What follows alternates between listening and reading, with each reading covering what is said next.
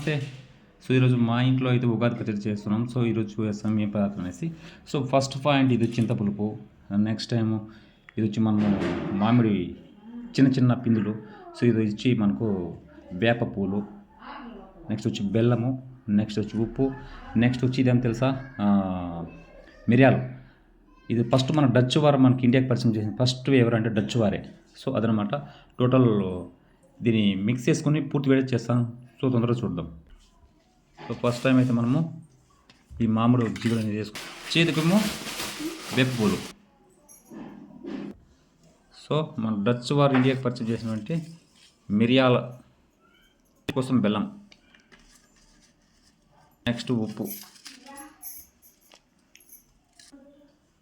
Next చింతపులుపు. So మనకు ready అయిపోయింది ఉగాది పచ్చడి.